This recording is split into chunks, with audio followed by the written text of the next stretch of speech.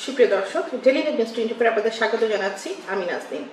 আমরা এখন যার সাথে কথা বলবো তিনি আটিবাজারের সম্মানিত সভাপতি হাজী মোহাম্মদ হুমায়ুন কবির। আমরা মূলত তার কাছ থেকে জানতে চাইবো কেমন চলছে আটিবাজার এবং আটিবাজারে তিনি যেহেতু নবনির্বাচিত সভাপতি, কেমন পরিবর্তন চান আটিবাজারের। আমি হাজী মোহাম্মদ হুমায়ুন কবির, ব্যবসায়ী। আমার বাড়ি পুরাতন পাঁচদানা। আটিবাজারটাকে নিয়ে আসলে কেমন পরিবর্তনগুলি চাচ্ছেন এবার?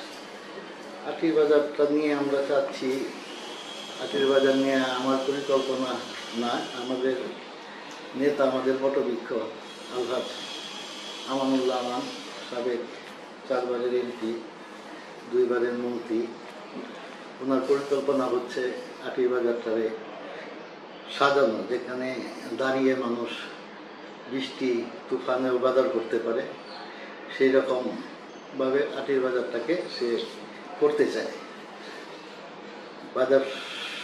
বাজার সমিতির সভাপতি হিসাবে পূর্বে যারা কাজ করেছে ওরা ভালো কাজ করেছে, আমরা যাতে আরও করতে পারি, ওনাদের ধারাবাহিকতা বজায় রাখতে পারি।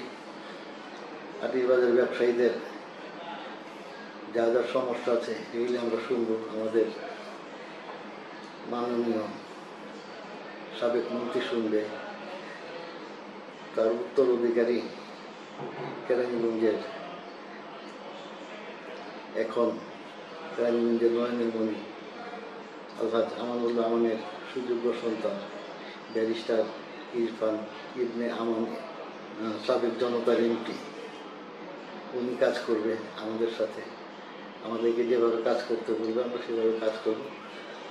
সর্বোপরি আটিবাজারে আধুনিক আয়ন করার জন্য যা যা করা দরকার, আমাদের নেতৃবৃন্দ আল্লাহ যদি আমাদেরকে ক্ষমতায় আনে, ইনশাআল্লাহ আমরা ঢেলে সাজাবো। এটি আমাদের পরিকল্পনা আটিবাজার নিয়ে। ব্যবসায়ীদের সমসাময়িক সমস্যাগুলি কোনো কিছু আছে কিনা?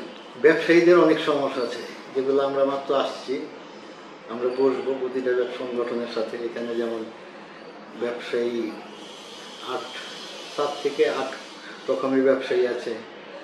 এর মধ্যে আপনার কাপড় ব্যবসায়ী, মুদি ব্যবসায়ী, সবজি ব্যবসায়ী, কসাই, তারপরে আপনার ওষুধ, অনেক ব্যবসায়ী আছে। আমরা এগুলো ভাগ ভাগ করে তাদের সমস্যা শুনবো এবং সমাধান করার যথাযথ চেষ্টা করব। যারা সভাপতি বানিয়েছে আটিবাজার সমিতির সকল ব্যবসায়ী ভাইদেরকে ধন্যবাদ দিয়ে আমি শেষ করছি। আসসালামু আলাইকুম। বাংলাদেশ জিন্দাবাদ, বেগম খালেদা জিয়া জিন্দাবাদ, শহীদ প্রেসিডেন্ট জিয়াউর রহমান ওমর হোক, তারুণ্যের অহংকার তারেক রহমান জিন্দাবাদ, আমানুল্লাহ আমান এবং ব্যারিস্টার ইরফান ইবনে ওমি জিন্দাবাদ।